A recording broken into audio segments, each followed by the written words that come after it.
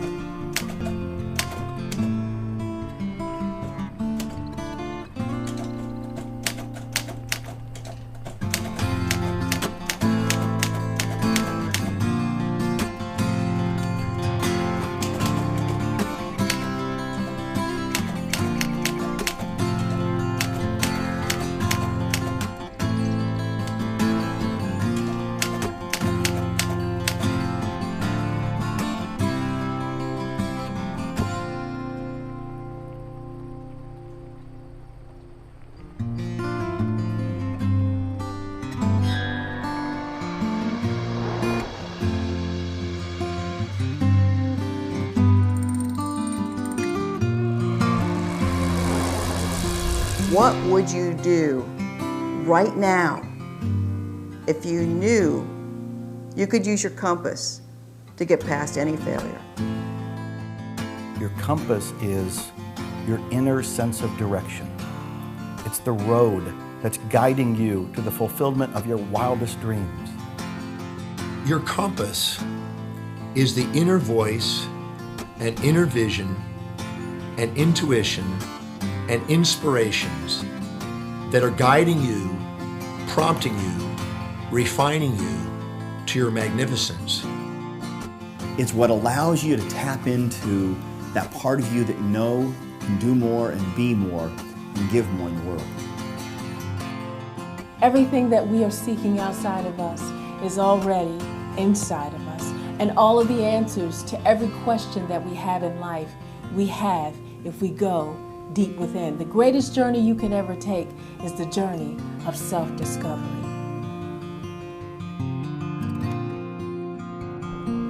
The beginning. Before setting out on your journey, it's important to have a strong internal sense of yourself. A heart filled with purpose and multiple perspectives to give you clarity of thought as you discover what's possible.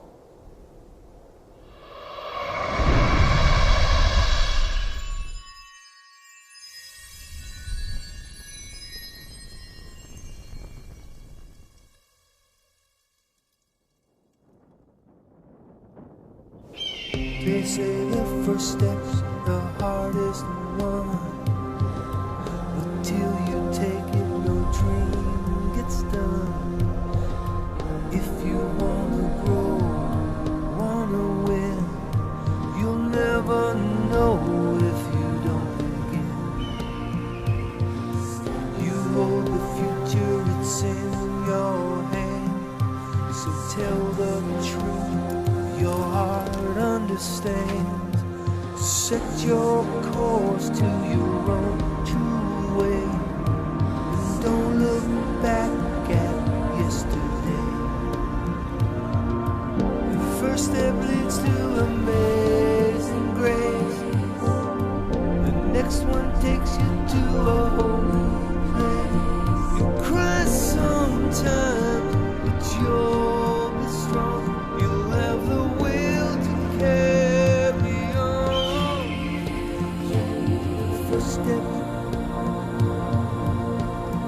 The first step's the hardest one.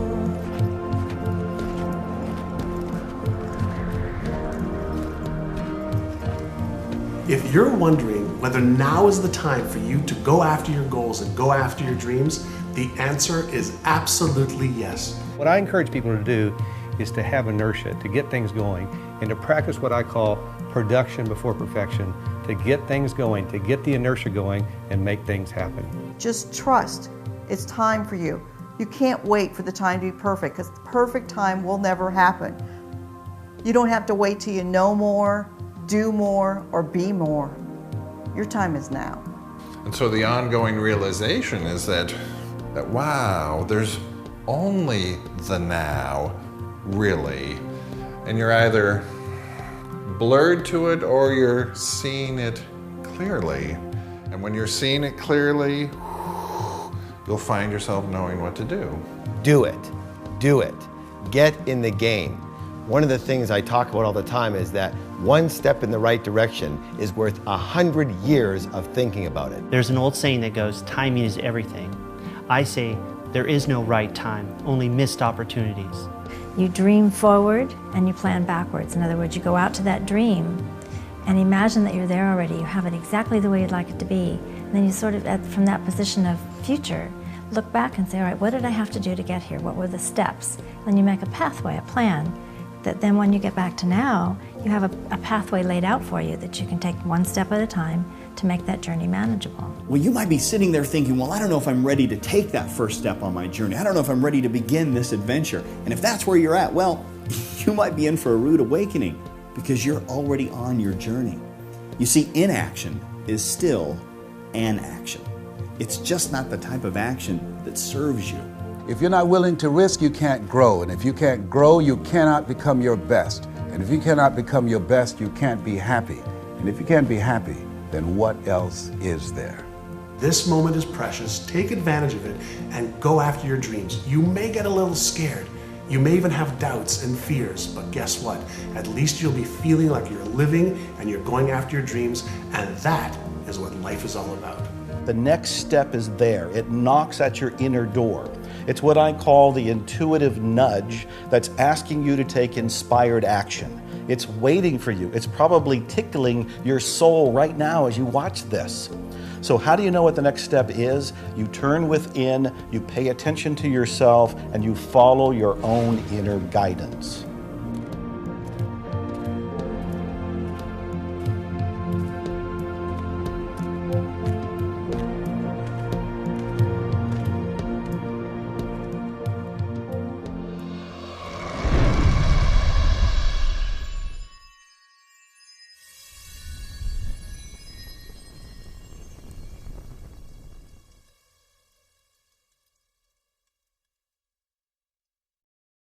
Foundation is very important because if you don't have a foundation, anything that you build will crumble.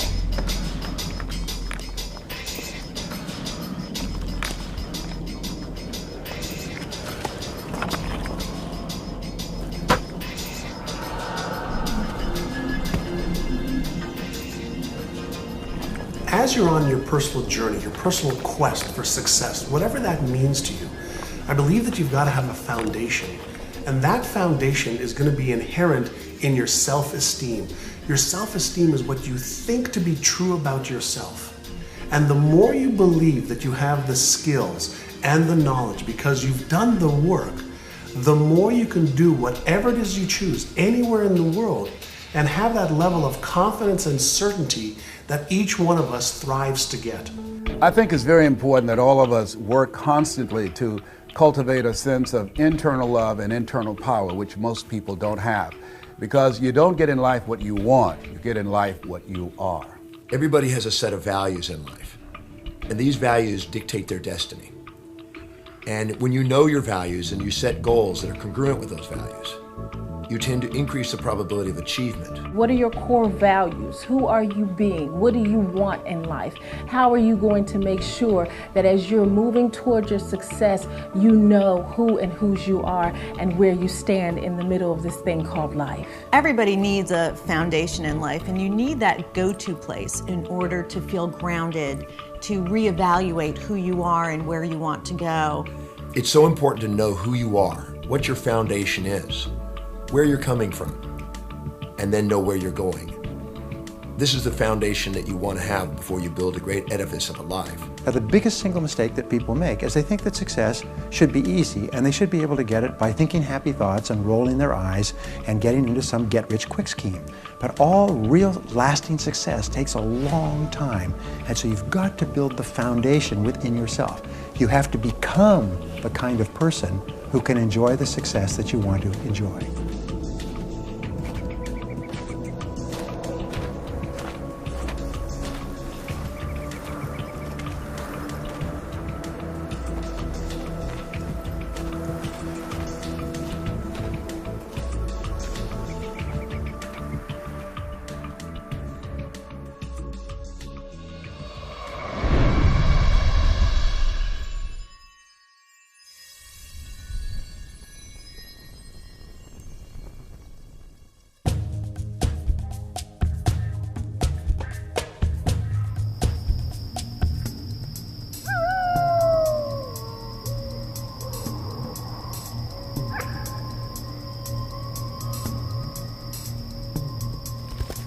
So many people change homes often throughout their lives and are in search of that feeling of being at home. They move, they can never find it. They're never truly at rest. They seek different religions and spirituality, but they can never really find home because they never find contentment. Home can be either that place of environment where you come home to at the end of the day and you want it to be just a safe, comfortable atmosphere, calm, peaceful, energizing, whatever it would represent for you in the real world. And home is also that place of coming home to self. Your home is an important place to start from. It's your springboard, it's your recuperation area, it's your grounding area, and whatever home is for you. Maybe it's your house, maybe it's your community, maybe it's your family, maybe it's your spiritual altar. You have a home you can always come back to and always springboard from again. That's what you can draw from. That strength from home, you'll be able to go out in the world and find your greatness. When we get into our home, we can find a place of security, a safe haven where we can be ourselves in spite of what is going on in the world around us. So a home, a place of your own, a place that belongs to you, is an essential part of establishing the foundation for motivation and high accomplishment. In design psychology, we say the home is the absolute basis of everything you do. Your surroundings absolutely affect how successful you will be and your progress. And what it is that you're being able to do is based on your surroundings every morning, every night. When you wake up, is it energizing? Is it conducive to your goals? Because what is in your home is reflecting who you are. And what reflects who you are will come along the way with you all the time. Home is essential to your success. You need to have this little safety net, this little nest that you can go to, that you can rest in, that you can recuperate in, that feels safe for you to rebuild your energy and your forces so that you can go back into the world and pursue your dream and follow your compass. The universe is my playground, the world is my home, and every country is another room in the house, and every city is another platform I can share my heart and soul. I really believe that this whole world is my home, and I believe having a foundation of a home that's global allows you to do things across the world.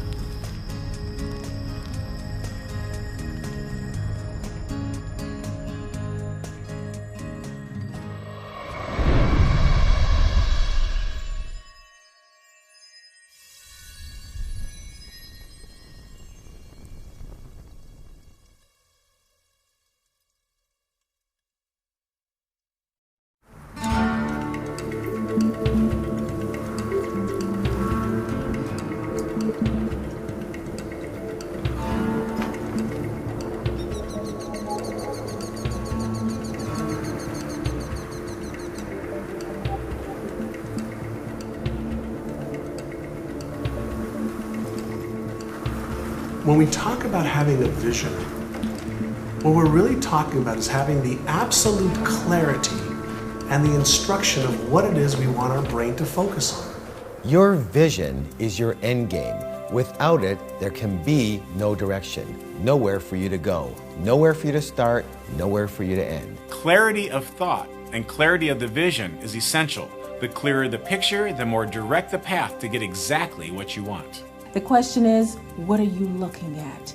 That's what vision is about. What you see when you look out at life, and how are you going to move based upon what you see. Your vitality in life is directly proportionate to the vividness of your vision.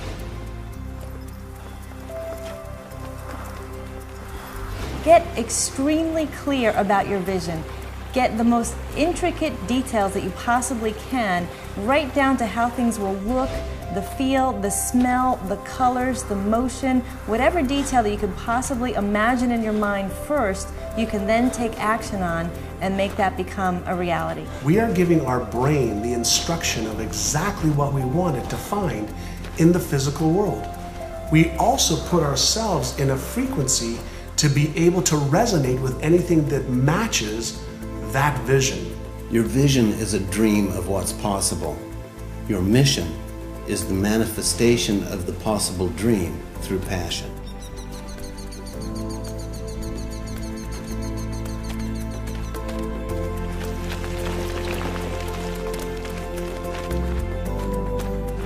Well, visualization is the starting point because there seems to be a one-to-one relationship between how clear you are about what you want and how fast you move toward it and how fast it moves towards you.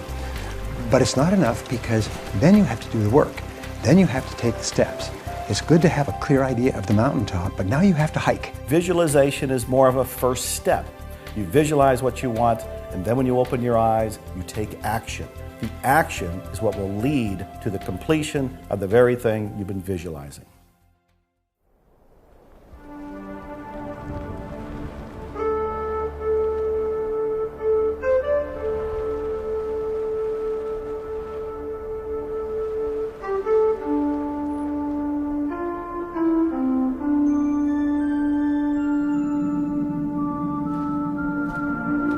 Who am I? What's my purpose? Why do I feel this way?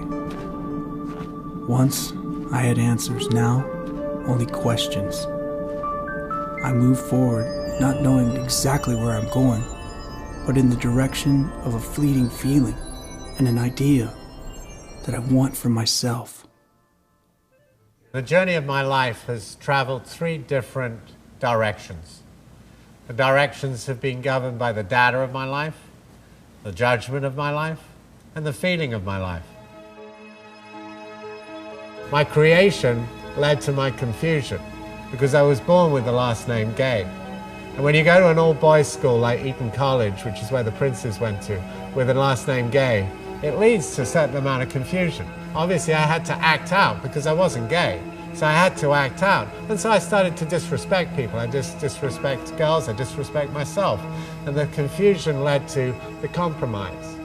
I was 34 when the journey of my life shifted. I traveled from England to Australia to America. I was brought to the States by Cher, the rock and roll diva, the Oscar winner. She discovered me in Australia as her rock and roll promoter and sponsored me here to take her from cabaret to rock and roll. And at 34, I was living above the Hollywood Hills in a home built for Greta Garbo by the studio in 1920. I'd go down on a Friday night and play with my A-list rock and roll stars and my superstar actors. Even though my outside world looked incredibly fabulous, even though I had excess in the outside world, I lived in a world of rock and roll where excess could be accepted, and yet inside I could still have my own demons ran rampant. So things were certainly dawning upon me when I went down to the whiskey bar on a Labor Day when I was 34 years old on Sunset Marquee. I was about to start a weekend of binging that would get me through to Monday, and then I would be excessive in my business life again. And I went into the men's loo and had someone in there. I was taking some drugs, And that person that was actually of the opposite sex, she could have been 34, which I was, but she was 19, and she'd always been 19. But I'd just gone from 19 to 20 to 21 to 22 to 25 to 30 to 34. And it just happened that in that moment I looked in the mirror and I saw myself long enough, and some light appeared, something appeared that was of peace. Whatever happened in that room at 34, I came out different. I walked out of the bar, I didn't even say goodbye to my friends. I went back to my home, and in that moment I gave up those buffers to my feelings. And at 34, my compass to my life changed from the goal line of my life to the learning line of my life. I've learned since 34 that to move into the accurate confession of my own judgment, to allow myself to turn and look at my shadow at every opportunity. Whenever I have anger or aspiration, whenever I want to blame myself or blame myself for being another, it's so much easier to give than it is to receive. The story of my life is that I am a crusader of love. I am a humanitarian, and I've been blessed in the last few years to do some very significant humanitarian work.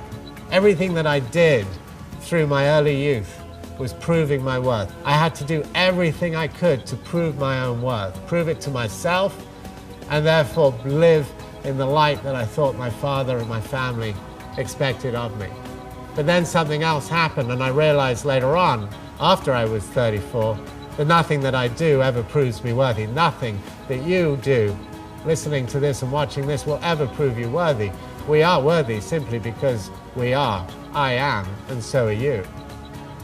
And now my commitment is to support each and every one of us to be the best we can be.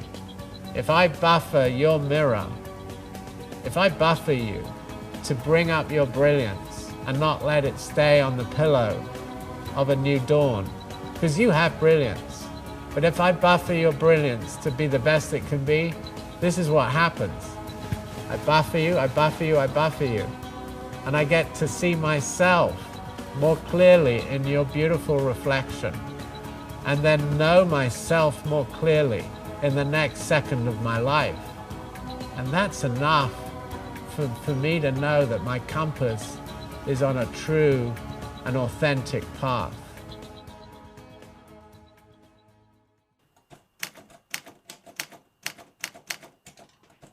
On the road.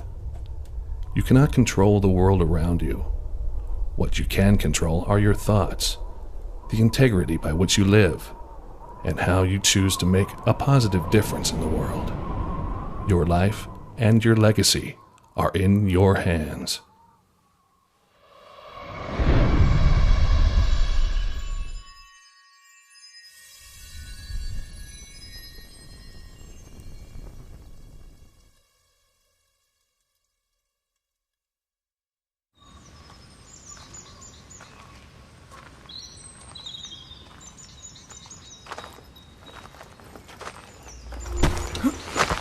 We know when we're living our lives from the inside out, there are things that can happen to us that we cannot control, things that can catch you on the blind side. And it's a place that you go, perhaps as St. Francis talked about, Lord, grant me the serenity to accept the things that I cannot change. I can't change what has happened. The courage to change the things that I can. I can change how I'm going to respond, and the wisdom to know the difference.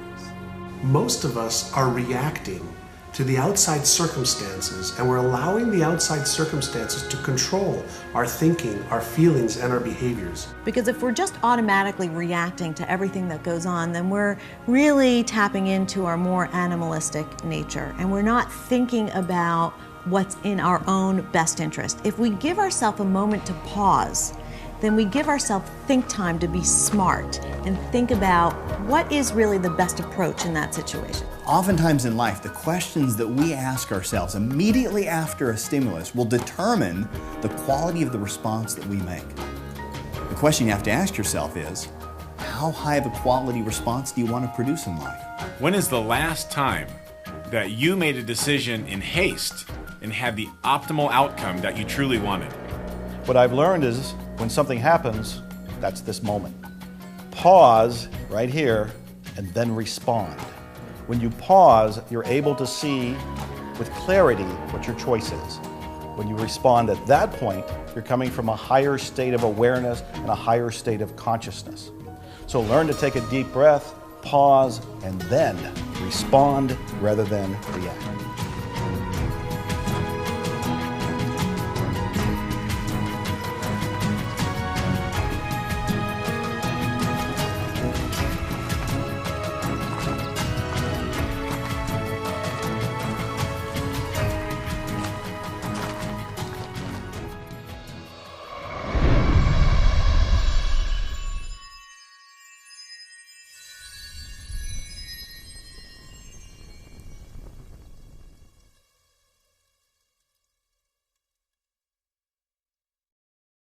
Staying focused is a matter of reassessment on an ongoing basis. Sometimes our path is not a straight line. Most often it is not. So it's about gathering all of the information that you have at that time and figuring out how you will use this information going forward to get exactly what you want. You're going to have a lot of failures, a lot of disappointments, but those are not things to stop you. Those are things that will build your character. And as a result of those things, you will grow through those things and begin to discover some things about yourself that you would not know otherwise. Start seeing the challenge as a part of the quest. When you do that, you can embrace it versus resist it. All you do every single day is you achieve one mini goal that moves you in the direction of something that's important to you. You will have this feeling of forward progress. You will be internally motivated. You will feel excited and positive about yourself. Your self-esteem goes up. You feel like a winner. You have more confidence if you just achieve one little goal at a time. You've got to hold the vision even when you cannot see any tangible results or any of the activity that you're engaged in are working. And through persistence and patience, did I say patience? Yes, patience. You continue to move forward, things will begin to appear. We have to make sure that we are not going through this thing called life malnourished. And unfortunately, we do get in places where we find ourselves mentally, emotionally, and spiritually malnourished. So give yourself what you need to make sure that you can actually deal with what you're growing through. Not going through, but growing through. Listen to something positive every day. Read 10 to 15 pages of something that will help to nourish your system, nourish your spirit, and give you what you need in order to win in the game of life. Especially on the hard days when you're getting thrashed, when life is hard, pause, breathe. It brings your attention into the now. And when your attention is then here in the now, you find yourself knowing, intuitively, viscerally, you find yourself knowing what to do in order to solve the problem that was bugging you. And remember that the date that it is today will never be the same again. Wake up in the morning when things seem slow, look at your calendar, and realize that that day is the last time you'll ever see that day, so make it good. It's very possible that you're being a passenger and not the pilot of your life.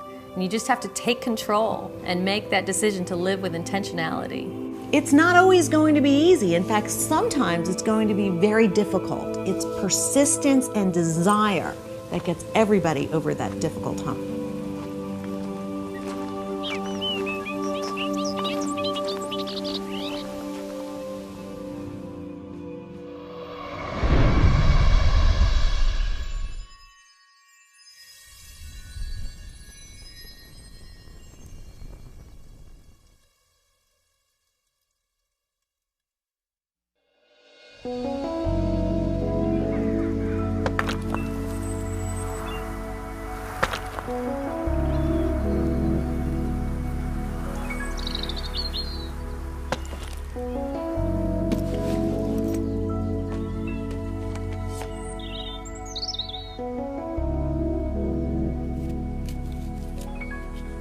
This is not a dress rehearsal.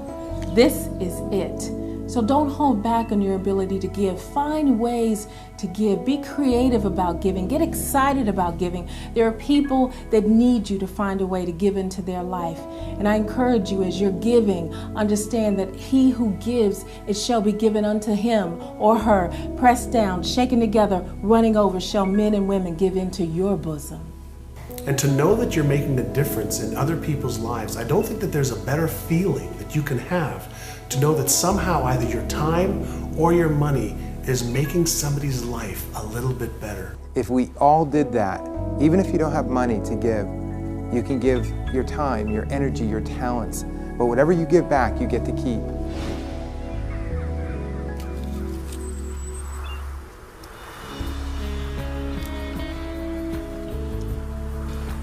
Do you want to feel that your heart is full, that you've actually done something that is beyond you? You need to give back. The times when you're feeling the lowest, the times when you're feeling the most down, that's the time you need to be giving back, because when you give back from there, it creates a sense of abundance. It creates within you a sense that you have more to give. And by having that sense that you have more to give, you start to tap in to that inner resource that allows you to do more, be more, have more, and create more in your own life as well. When you start giving, you become part of a community of givers. You start attracting people like you. And there's nothing better than being part of a community of people that are giving back to the world, because they have a much bigger vision. They are here for changing the world in a big way. And when you give back, it gives us a sense of that connectedness. And it's so important because it allows us to know that we're not alone. And I can't stress how important it is to realize that we are all a part of the same quest.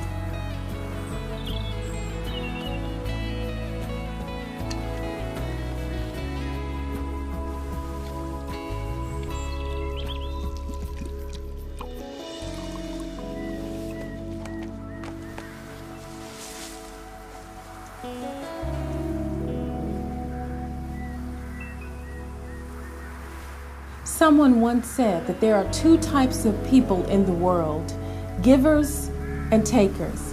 The takers sometimes eat better, but the givers always sleep better.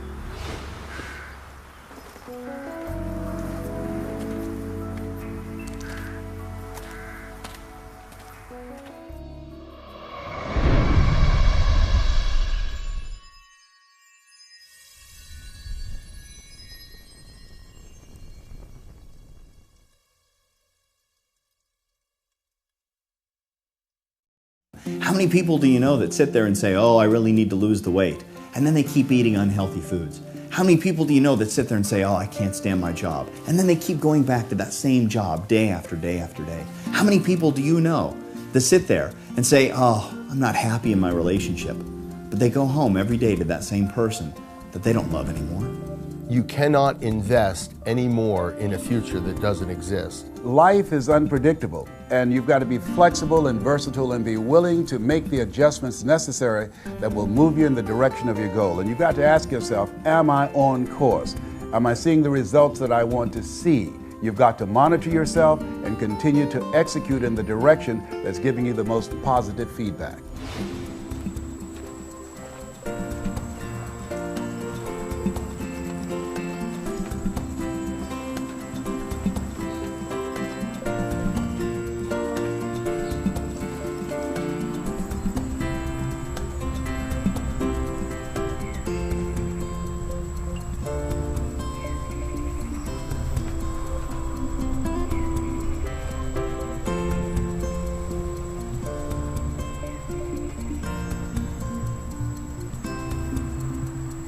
One of the biggest mistakes that people make is heading down the wrong road for far too long. There's no reason for that. Once you realize you're going the wrong way, as quickly as you can, stop and get back on track.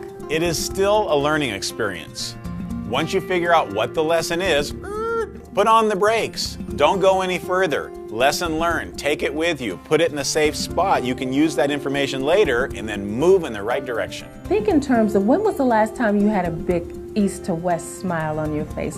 When was the last time you felt joy in your heart? And when was the last time you knew you were on track? And then put together a plan of action of how you can get back to that place. if you're going down the wrong path, do you really want to change? And if you do, step back and say, I want to change. And whether you're going down that path for 1 week, 1 year, or 10 years, you have the right to change. It's your life. One small move in another direction can be right for you and take you from going from stuck to unstuckable. And when you're in that situation, there's no stopping you. It's like going from being stopped to being unstoppable. And when you have that feeling, it's amazingly empowering. So if you feel that you're doing something that is not good for you or is not going to help you with your final destination, be aware, be smart, and make a different choice. It's that simple.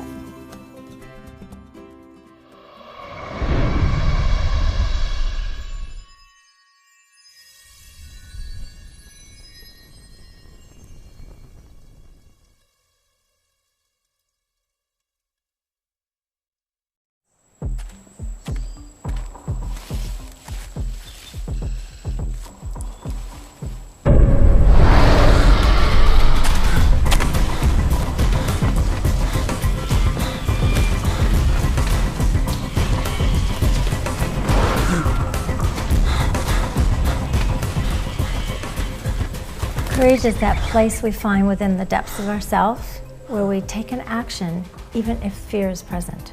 Nobody is born with courage. As a matter of fact, most of us are afraid. The difference between the brave person and the coward is that the brave person confronts their fears and does it anyway. The coward allows the fears to control them. Fear, what is that? False evidence appearing real. We have to find a way to move beyond it and to be unstoppable and to be relentless and know that we can be the courageous beings that we were designed to be. Courage is something deep within that allows you to step forward, step into that greatness, step into the risk, and do it anyway. A big part of courage has to do with one's confidence. If one takes the unknown to the known, you will become more confident. Take the unknown to known by doing research, by gathering information, by reading books, by really pulling information. Every way that you can take the unknown to the known, you'll be more confident, more courageous, more action, more success. You have that spark of greatness in your heart. You have that calling, that pull that is saying, let's take that difficult path. Let's hit that summit. Let's take that adversity and let's meet it with full force and with courage. And when you start to feel courage, it seems like the universe supports you with that and gives you more energy to accomplish the things that you want to accomplish. What are you doing right now that's scary? If you're not scaring yourself, you're not stretching yourself, you're not empowering yourself, you're staying safe. And as far as I'm concerned, if the fear isn't great enough, then the goal probably isn't big enough. So even if you're afraid, take that first step. I promise you won't regret it.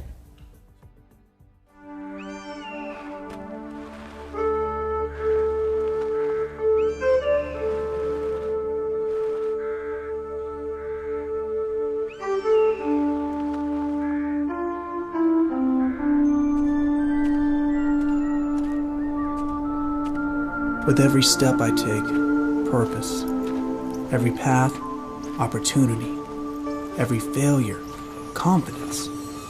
When I didn't think there would be a tomorrow, there was. I am still learning. I was born in Hong Kong, second daughter of a very traditional Chinese family, which if you know anything about traditional Chinese families, that's a very bad positioning. My parents were not, especially my mother, was not very happy to get a second daughter. In fact, to put it mildly, she was rather upset about it to the point that she left me in the hospital for the first 3 days. My birth was followed by the birth of 3 boys, so it really cemented my position as being very unwanted. And from there, I really experienced what one would call being an abused, neglected child. From there, I was blessed to have a grandfather who gave me my name, Hey Li. With that name, I knew that somebody really cared about me and thought I was worth something, that I was going to be destined to be something great. So with that in my internal makeup, I was able to circumvent and escape some of the mental abuse and physical abuse I was experiencing. And life was pretty tough, but not as tough as what I found out at age 11 that my classmate Rebecca had. She and her family of 5 total lived in a room and shared a kitchen and bathroom with 2 more families, and they didn't even have enough to eat. I realized that there were people in life in even much worse shape than I was. I wanted to make a difference in their lives because it didn't seem fair, it didn't seem just that with 2 working parents that they couldn't feed and clothe the family properly. And so my mission in life, my compass point was to make a positive difference. And with that knowledge, packed up my bags and came to America as a young student, working my way through school, did my undergraduate and graduate degree in 4 years in foods and in nutrition and economics, my master's in economics, so that I could go help make a positive difference in people's life. I stepped forward again, found a job with a company that had the same perspective as I did, and more than that, they were willing to take me as I was, a small immigrant woman of color, and take me and rate me and promote me based on my merits. Great story for me, because having been discriminated on every account by that time, that was a wonderful place to go work, make a difference. And that was May Department Stores International, which is now known as the Macy's Group. I joined them, and as they can say now, the rest is history. I went from there, Vice President of Nike, President of Reebok Apparel Products and Retail Group, and CEO of Veda. And leaving all that to start my own foundation, because I never forgot whether when I was working as a corporate individual or as a personal life, that my purpose, my compass, was to make a positive difference. So when I was with Reebok, we were able to establish labor standards throughout the world of how our manufacturers would treat their employees. What kind of hours they could keep, what kind of ventilation, lighting, all the things that so many of us in America take for granted had to be established. And there was something that made a difference for all the workers that we work with, but eventually the whole industry. It's something I'm really quite proud of, because I remember the times when I was young and did that myself. People ask me at times, what about your mother? What is she doing now? Isn't she so proud of you? And the short and long answer is, well, no.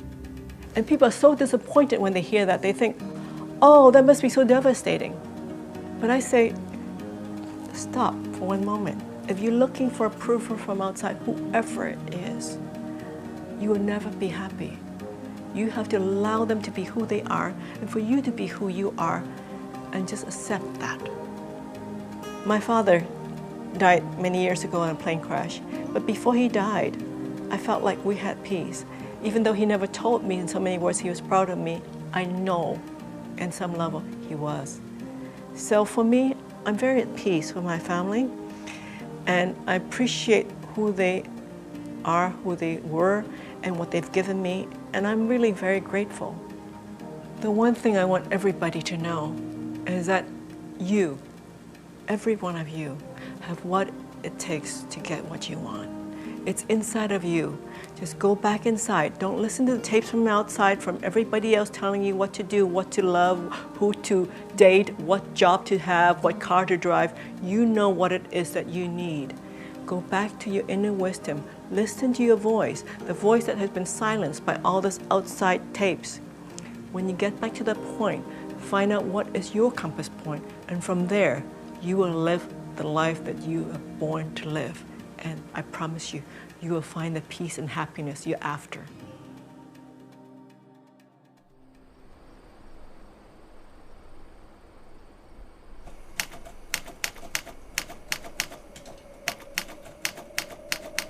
The journey within.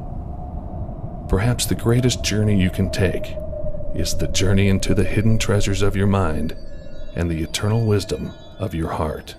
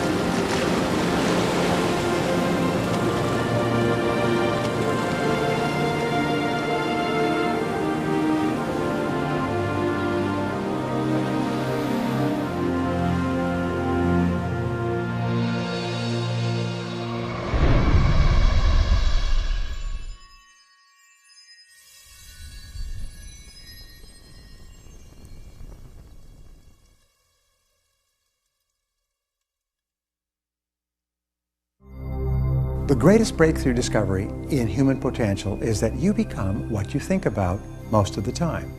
The second greatest discovery is that you become what you say to yourself most of the time as well. Psychologists have determined that 95% of your emotions are determined by how you talk to yourself as you go through your day.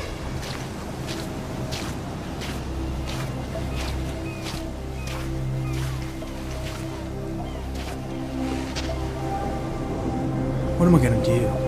Live on this beach forever? I should be moving on. I had plans. If only I was smarter, better. You're never gonna make it. You're not good enough. You're never gonna make it. I should just give up. You're not smart. Give up. You're not good enough. What we say to ourselves has a huge impact on our success. And I ask you to really think about how aware are you of your own self-talk? Are you encouraging you to go forward? Or are you discouraging yourself? We all have a problem with negative self-talk. One of the ways to alleviate that problem is that when you hear disempowering voices come through your head, simply say thank you for sharing and put your attention on a much more empowering thought form. MIT did a study, and the study indicated if I tell you you can't do something, someone else has to come along 17 times to say, you can do it, you can do it, you can do it, to overcome that one time. That's why we have to really train our minds to serve us, because we have a mind, but most people go through life allowing their mind to rule them.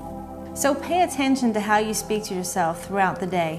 And when you find yourself saying negative thoughts, turn it around and say things like, I'm strong, I'm confident, I'm unstoppable. That will move you much closer towards the direction of your compass. Because it's so easy to get caught up in self-attacking negative thoughts. I mean, our brains are really good at that. So sometimes a positive affirmation can help us to feel better. And I think that's really the key. Affirmations are a great tool to help you reprogram your mind, to help you reprogram the subconscious mind, which is responsible for what you think about yourself, what you think about, and what you do. You're never gonna make it. You're not good enough. You're never gonna make it. I should just give up. You're not smart enough. Give up. You're not good enough. No. I won't give up. I will carry on. I am strong. I am smart.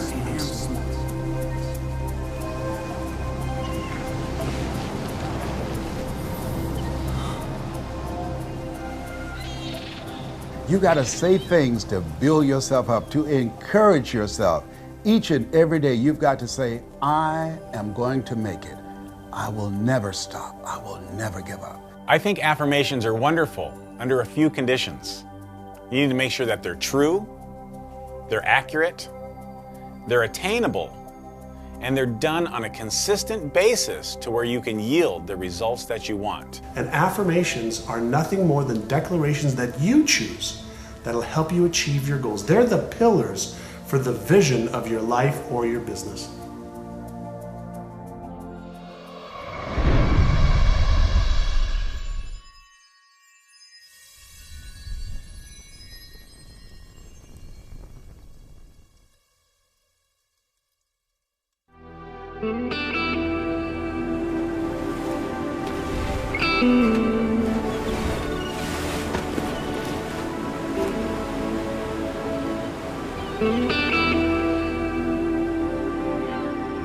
It's so important to have your own compass, because when you have your own compass, it's being true to who you really are. There have been times where somebody has tried to follow in the path of somebody else, maybe a father, grandfather, a mentor, and they found that it was like putting a square peg in a round hole. It just didn't fit. There's something that we're meant to give to the world that only we can really know if we just plug into ourselves and somehow plug into an intuition or inner drive.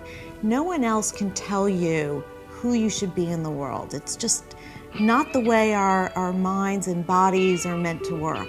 You need to look deep inside you, because the things that truly will allow you to grow and to get to your greatness all come from within you. You got to go inside and find those things. Let them come out. Only you know exactly what you want in your life and how you want to get it. And therefore, relying on others may not get you to the final destination that you perceive. And the reality is, if we utilize someone else's compass, we can find ourselves lost. We can find ourselves on a dead-end road. We can find ourselves in the midst of a war zone that had nothing to do with us. That would be a total waste. I mean, to actually go through your entire life and not have lived it. If you're so busy trying to use someone else's compass, live their life, live what expectations are from the outside, you might find that your life was really worth living. You have to follow your own inner compass because that's the piece of the puzzle that helps make the whole world come together. I have my piece of the puzzle, you have your piece of the puzzle. They're different, but when we put them together, it makes this beautiful whole that can't be done unless you follow your own inner compass.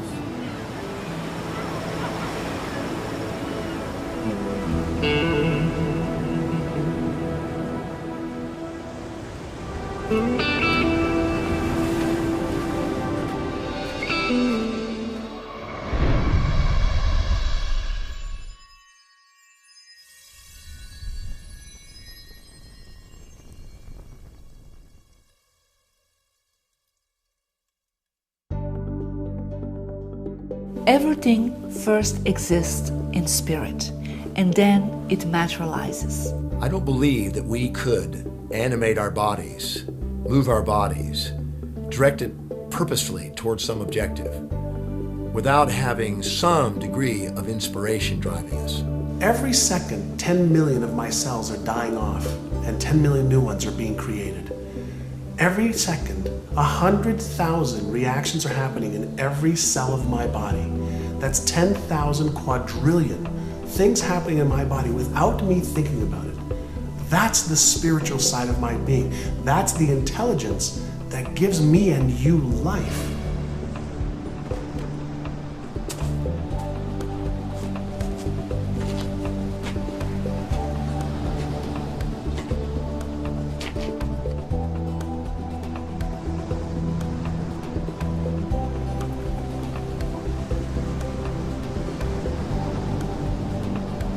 What you're looking at is this material manifestation of something that's spiritual within.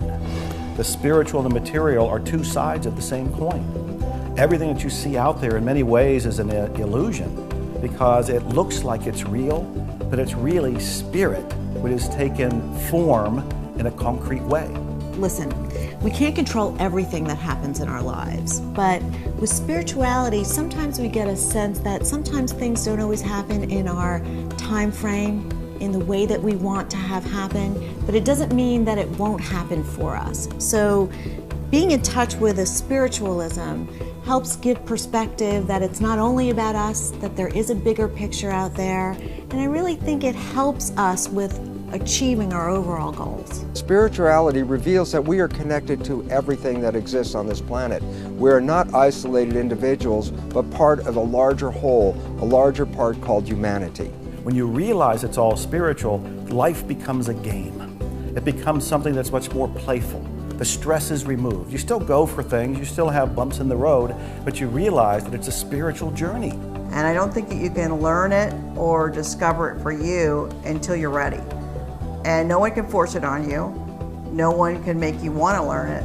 But when you embrace the concepts and you embrace the idea, you will become more of a whole person than you ever imagined you could possibly be. But once you get connected to the spiritual part of yourself, the spiritual part of your being, you understand that you do not have to look at the circumstances and the situations in your life and feel as if that's it. Understanding that you are a spiritual being who has come here to have a human experience.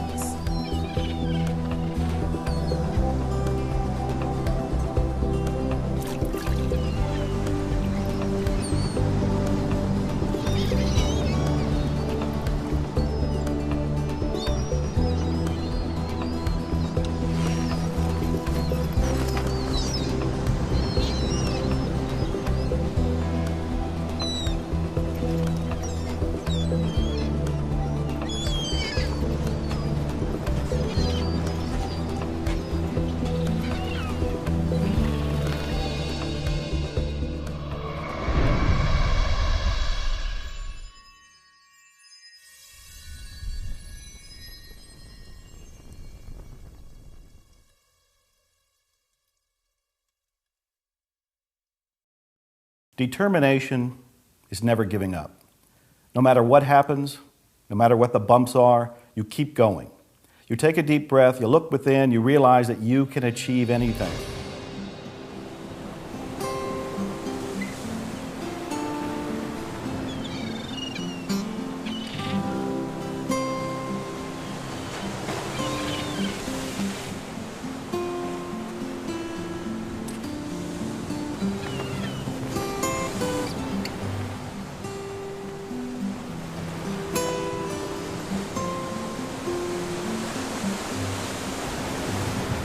People who have no determination at all, they just lack complete focus and desire. They kind of stagnate in mediocrity. Without determination, you don't have any fuel for your dreams. Great things don't happen to people who give up. Great things happen to those who stick with it. When things get tough, remember what it is you're really looking for, what you're going for, and you'll get past it. And also remember who you are. Come from that sense of identity and sense of self, because then you know that you're moving on your own pathway. And that creates the stick-to-itiveness. Determination is something that'll keep you going no matter what. If you are serious about achieving your goals, if you really want your life to be a masterpiece, determination is going to change your life. Make a decision, stick to that decision, and have the relentless pursuit until you achieve that goal and dream. You will never be able to taste the sweet flavor of success until you are willing to endure the bitter taste of failure. Ladies and gentlemen, when you are in life, you will taste failure, and it will not taste good. It will be bitter, and you have to move forward, get up off the canvas of life, and understand that giving up is not an option. Persistence is your measure of your belief in yourself and your ability to succeed. And every time you persist in the face of disappointment, you become stronger, you believe in yourself more, you develop greater self-discipline, you develop greater confidence, and eventually you reach the point where you become unstoppable.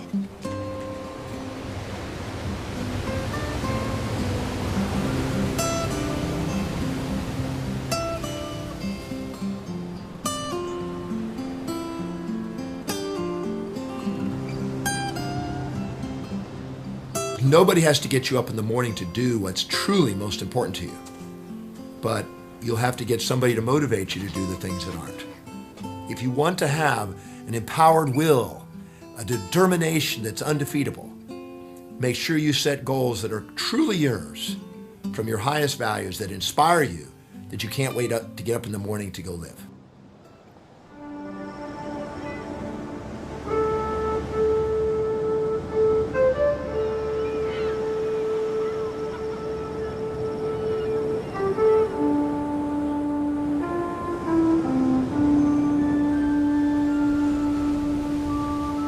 I've made one of my greatest discoveries, peace. It was buried deep within me, and now I can finally see. I see the road ahead, and for the first time in a long time, I can see myself. My life was not meant to be spent inside a cubicle, so I made a decision right then and there to follow my dreams, to find something that I'm passionate about, and to chase that career of adventure. I'm originally from Texas and then grew up in Virginia and ultimately St. Louis. And ever since I was a kid, I was always getting into trouble outdoors, running around, playing with snakes, running through the creeks, digging in the mud, and just loved being outside. I would leave in the morning, I'd come back at night for dinner, and that's what I would do every day. And that led to really enjoying and loving being in the Boy Scouts. Looking back, I see what a huge impact the Boy Scouts and becoming an Eagle Scout had on me.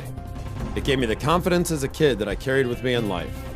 I let successes like this drive me, not failures. So for me, it was, I realized, hey, I can set my goals as high as I want, the highest thing there is in Boy Scouts, and achieve them. And from there, it just led, in life, I've always tried to set high goals and go about achieving them. So Boy Scouts to me was a very instrumental part, a huge stepping stone to my life and the future ahead. In high school, my focus was on academics and sports. I played football and loved every minute of it. Then, when it was time to go to college, I decided to narrow that focus and major in business because I thought that would give me the most options outside of school. After graduating college from SMU with my 2 degrees, I decided to pursue a career in the internet industry. The internet was booming, it was so exciting, there was so much going on, and I thought it was the next stepping stone for me because I love the outdoors, I love adventure and all the challenges that come with that. So I thought this career would be a replacement for all of that. It's not that I didn't like my office job, but I didn't love it either, and I wanted to feel passionate about what I did. I wanted to feel the way I felt when I'd summit mountains or swim with sharks. So I had to figure out how I could make that my career. And then totally out of the blue, an opportunity came about to be on the show Survivor. And it came about a month later. I'm stuck on an island in Panama, not knowing what's going on, but realizing that when every single thing was stripped away, money, anything material, everything taken away, I was as happy as I've ever been. Just living off the land, catching food, you know, playing this challenging game, but at the same time very strategic. So I was using a lot of the things I learned. A lot of the skills as an Eagle Scout definitely came into play. And then that show ended and I went back to my regular job. Then I really started thinking, my biggest passions in life are outdoors, adventure activities, and challenges for myself, both physically and mentally. My compass really moved me. When I got back from Survivor, I went back to my job, and while I was happy in my job, I was being challenged, and it was a great career path that I was on. It just wasn't really my passion. I wasn't running out and telling people, oh, listen to my new project, listen about this and that. So I started looking for something else, and my compass really changed when I started to go into adventure travel and when I started a production company. And I started not loving what I did, but doing what I loved. And that was the biggest change in my life. And now I'm doing every single thing that I would be doing in my spare time as part of my job. And it's unbelievable. Everyone has something that excites them, that moves them. Unfortunately, some people don't have jobs that affect them in that way. I know change may seem intimidating, but it's essential in life. And all of us have what it takes to make these changes that will make us the happiest we can be. Right now, I'm happier than I've ever been in my life, and it's because I'm really living my passion. My job is working in production projects all over the world where I get to share my adventures with people and tell stories, and I'm growing myself, I'm teaching other people, and it all happened because I really went out and I chased my dream to do something outdoors, to do something that involved travel, but to still use my education and running productions and being involved with all of it, and it's unbelievable. Now I know everything that I do may not be for every other person. Some of it might be a little too dangerous or uncomfortable or just flat out not fun, but the bottom line is I'm doing what I love and what I'm so passionate about. And I think, you know, life's too short not to do that. So the one thing I would say to people is go out, find out what you love, set a goal, go after that, stick with it, and chances are you're going to be so much happier than you are doing whatever you're doing today if it's not along that line.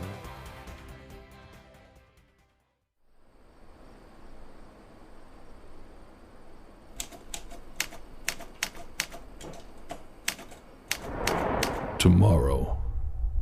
Life is unpredictable. You don't know what tomorrow will bring, so embrace the future with valor and continue to blaze your own extraordinary path.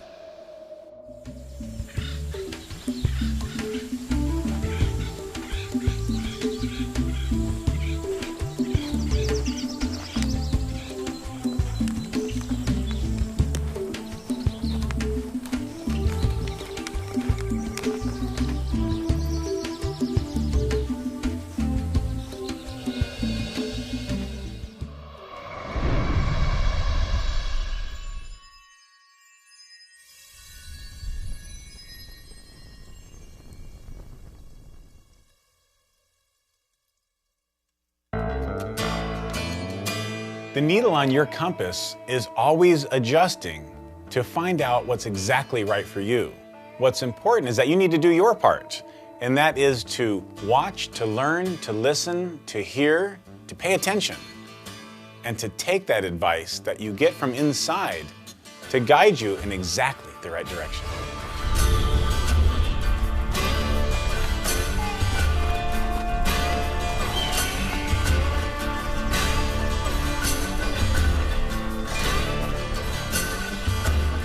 There are going to be setbacks, disappointments, modifications, delays, sickness, deaths.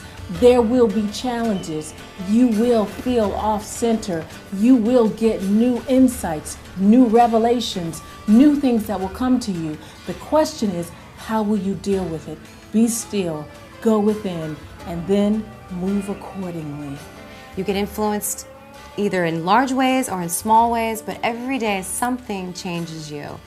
Be prepared for it, embrace it, and move forward. Remember, life is a continuous progression of changes and difficulties and ups and downs and trends, and your job is just keep moving forward. Be open to the experience. Stay connected to current reality with curiosity, and enjoy the ride. Hang on. It's not like you were moved once and then you just somehow play it out. You moved once, it set a new direction, and then the new direction is to just always be compassing. Pay attention to the opportunities that are there and trust that that's where you're supposed to be. And keep going. Don't do things that are insignificant, that are going to waste your time. Be determined to choose things that are going to make your life more abundant and more fulfilling. And though the values will change along the way and the destinies, the summation of all your destinies will make up your life journey. Your soul calls your life's journey.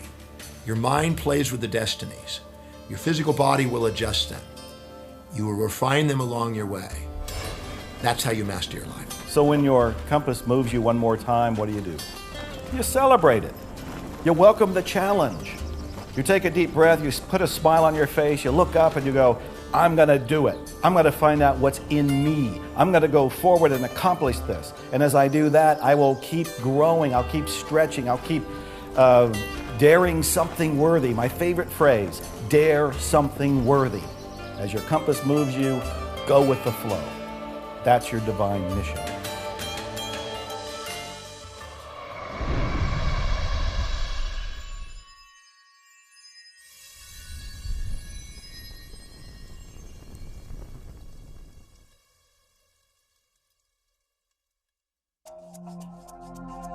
Gratitude is one of the most important emotions that we can hold in our life because it recognizes that we are living in harmony with the universe and accepting what the universe has to offer. And in this way, the universe provides us more of the same.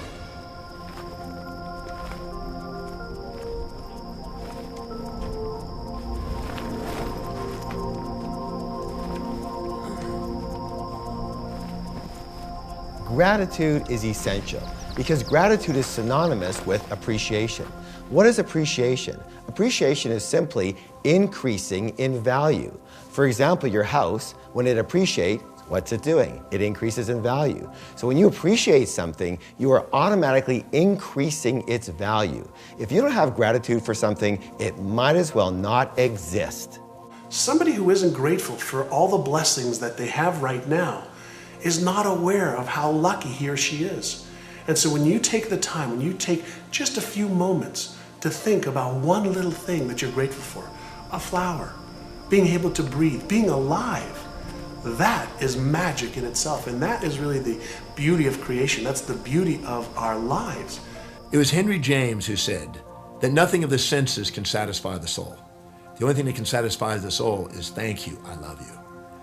When you get up in the morning and you can say thank you, I love you in front of the mirror, and also to the world around you and the people around you, now you're going to have fulfillment. I think we take for granted all of our life's gifts, and being grateful is a launching pad to have more and to be more and to accomplish more in your life.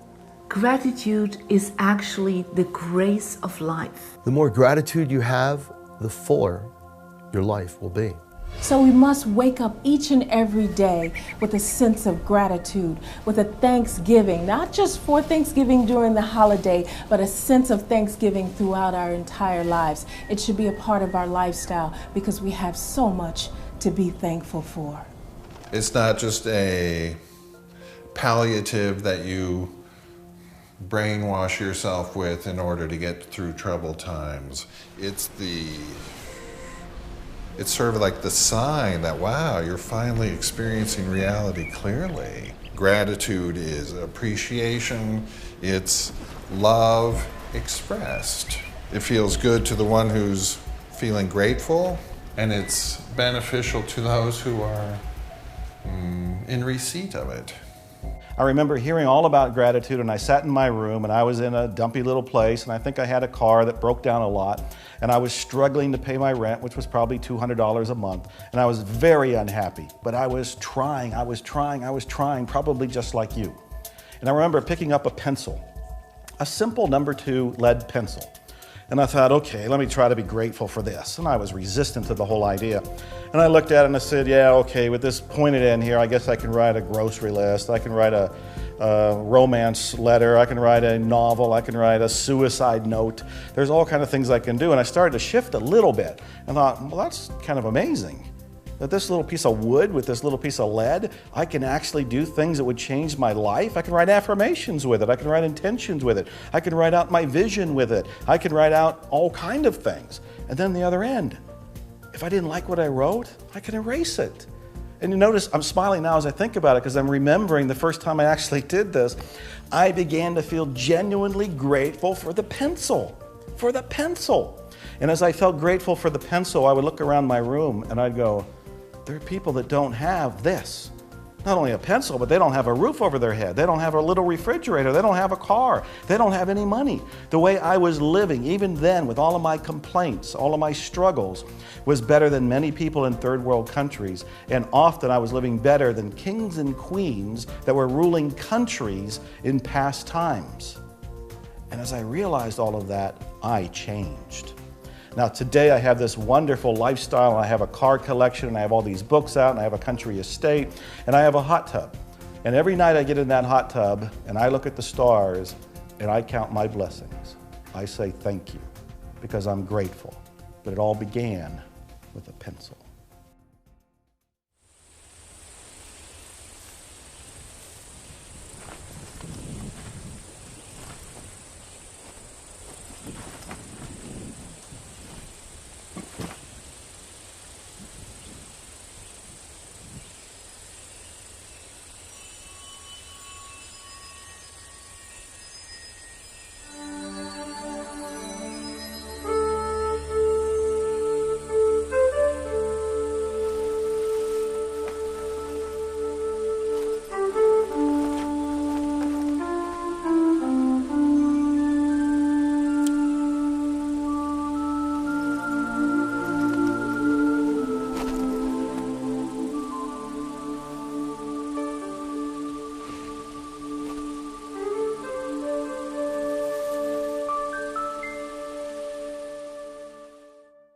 In April of 2005, I woke up in the morning with what I thought was a bad case of the flu, and Carol, who was just my girlfriend then, insisted that I go to the hospital, and I went to the hospital, and they didn't know what was wrong with me, and when I woke up 3 weeks later, I was in a different hospital and had no hands and no feet. I was born in Portsmouth, Virginia in 1954. My dad was in my opinion, a Navy hero. He was in Pearl Harbor when it was bombed.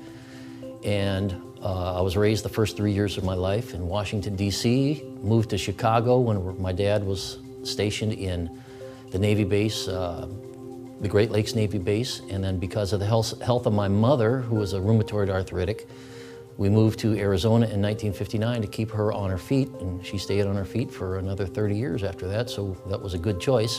In 1985, I was in my backyard and I was shot in the back by a little boy that was playing with his dad's rifle, and he was shooting at his back fence, and I was on the other side. And the bullet went through the fence and hit me in the side, and it shattered my spleen and entered my backbone. But that happened in 1985, and because I had no spleen, then 20 years later, in April of 2005, I contacted an illness that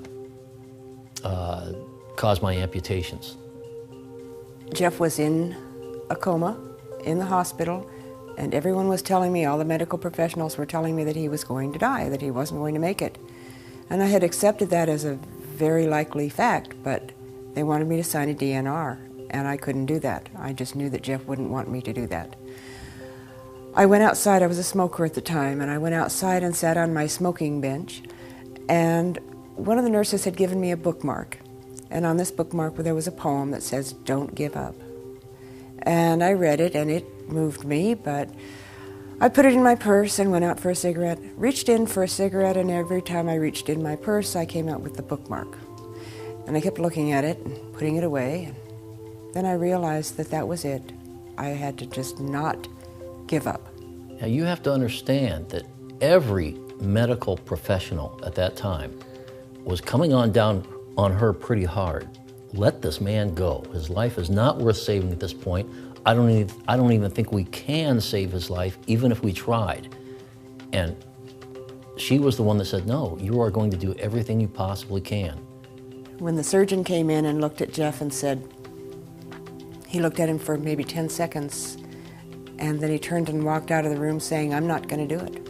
I ran after him, grabbed him by the shoulder and turned him around and said, you have to do it. Someone has to do it. And he said, no, he'll die on the table. I'm not going to do it. And I said, he'll either die on the table or he'll die right there in the room. He has to have the surgery. He can't live without it. He said he's going to wake up with no hands and no feet and hate you forever. And I said, so be it. And I hate this woman so much that on June 11th, 2005, just barely over 2 months after this happened to me, while I was still in the hospital, I asked this woman to marry me. And we were married by the hospital clergy in room 105 in telemetry, in the same hospital in which the amputations happened. When I had woken up and realized that I had no hands and feet, I was really inundated with visitors, colleagues, ex-students from years back that I didn't even remember.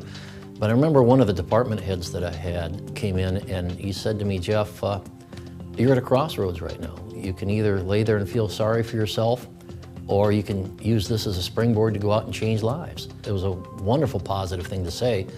And I can remember while I was awake, my principal had called me up several times. And he called and talked to me on the phone, told me about the wonderful things that were happening at the high school where I was teaching.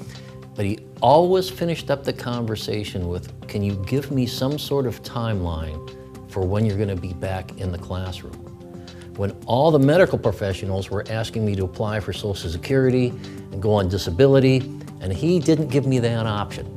Every conversation ended up with, I need to know when you're going to be back in the classroom.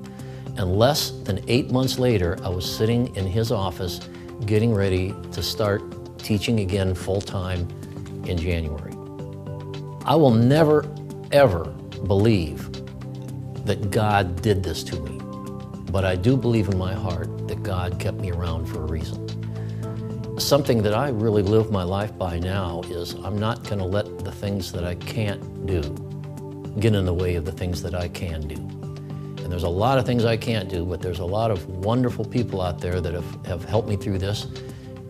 A lot of new wonderful people that I've met, and a lot of wonderful people that I've yet to meet. And life it's wonderful. One thing I would like to leave you with, I always remember from The Music Man, when Professor Harold Hill was waiting for Marion the librarian to come meet him at the footbridge. And she came down and she said, I almost didn't come. I think we should do this tomorrow. And he said, oh, Miss Marion, if you pile up enough tomorrows, all you'll find is a bunch of empty yesterdays. And for those of you that have anything wrong with you at all, whether it be an amputation, whether it be a loved one you lost, any crisis in your life, don't start piling up empty yesterdays. Get up and live, because you get one get-go in this world and that's it.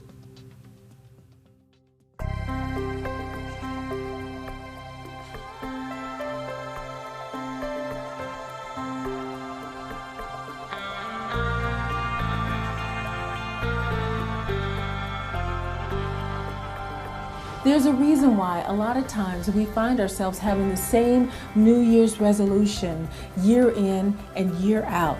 And that is because until you get a new you, you will never, have a new year. I'll repeat that. Until you get a new you, you will never have a new year. So I encourage people to get in tune with themselves and to find a way to get to that great self that they know is buried down deep inside of them. And it takes time. It's a process. It doesn't happen overnight.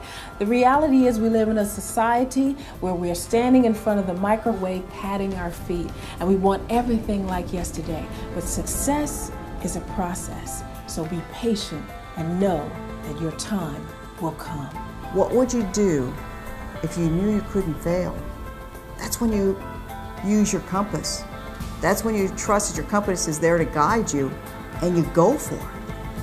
It is extremely powerful to set your own compass, be true to your own highest values, be clear on your own inspirations and vision, and follow the path with a machete and create a completely new trail that's true to you. Keep this in mind. For every moment you spend focusing outside of yourself, trying to find an answer, you're sacrificing 1 minute that you could be looking inside yourself where the answer's been there all along. Imagine you're going down a 2-lane road. You have speed bumps on both sides that tell you when you're going out of your lane. As long as you stay in your lane, all is well. You're following your path. When you hit one of the bumps on the right or on the left, all it is a little jolt. It's waking you up to say, oh, get back in your lane. Stay on your path. Follow your compass. It's not thinking about the ideas. It's not becoming aware of the ideas. The most important part of our life is actually putting the ideas into play and using them to run our lives. That makes all the difference in the world. How many opportunities are you missing? They're right there, right in your backyard, that you're not acting upon. Listen to your intuition, what is called the still inner voice, that little voice that will always guide you to do the right thing for you. Never go against your intuition. When you listen to your intuition, when you listen to your heart, there's some great power in the universe that will guide you unerringly to doing the right things and being the right person in the right place for you. Confronted by a challenge and you feel you're literally hanging from a cliff. Instead of focusing on the fall, it might be wiser to focusing on how it strengthened your hands. It's making you determine what you really want in life, your goal, and maybe giving you an opportunity to show that you can conquer any obstacle and actually go from the cliff hanging to rising above the cliff and getting to the peak.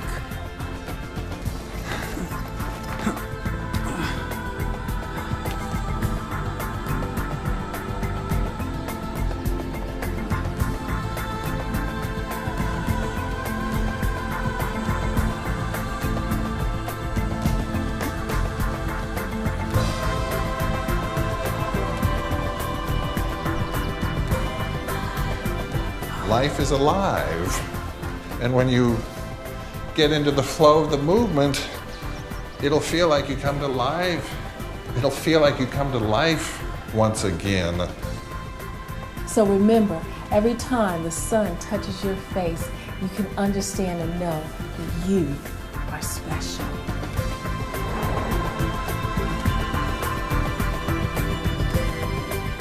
As long as we're moving in the direction of our goals and our dreams and we hold on to our vision, we will achieve every single goal and you will achieve every single goal that you have.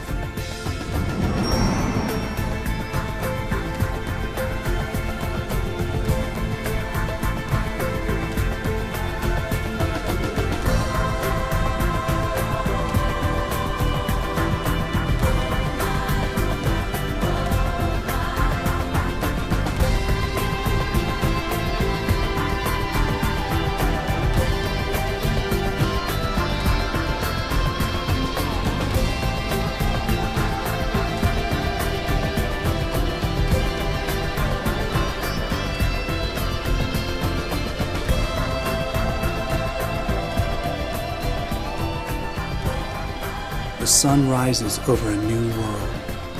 We still hurt sometimes. We still cry sometimes. But we carry on. We feel. We see. We talk. We live. I am strong. I am confident. I am here. I am ready. When the end comes for you, let it find you conquering a new mountain, not sliding down an old one. Many people die at age 25 and don't get buried until they're 65. Your life has value. Decide with the compass of your life that you're going to make a mark, that you're going to live your life in such a way that long after you're gone, buried in your grave, the impact of your life will continue to show up long after you're gone.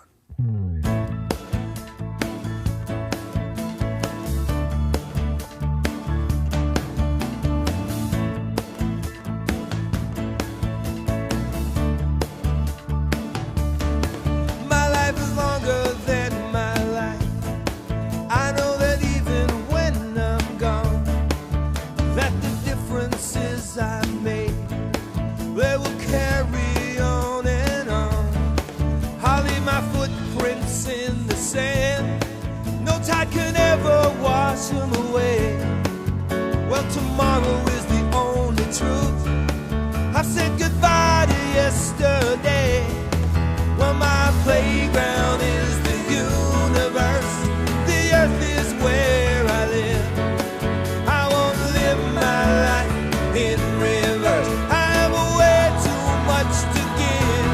Oh, there's a compass inside of me that points the way to destiny. And when I chase the farthest goal, I know I'll find my deepest soul. Well, there's a compass inside of me that points the way to destiny. Every moment, every day, I'll let my compass lead the way. Well, my compass is leading the way. My compass lead the way. You know I'm ready to begin. I'm strong enough to live and learn. And if I find a fork in the road, I know which way to turn. I got a mountain I need to climb, and I got a dream I've got to try. And if I stumble and fall, I know the truth will make me fly. Well, my playground is the universe. The earth is where I live. I want to live my life in reverse. I have way too much to give. Oh, there's a compass inside of me. It points the way to destiny. And when I chase the farthest goal, I know I'll find my deepest soul. Well, there's a compass inside of me that points the way to destiny. Every moment, every day, I'll let my compass lead the way. There's a message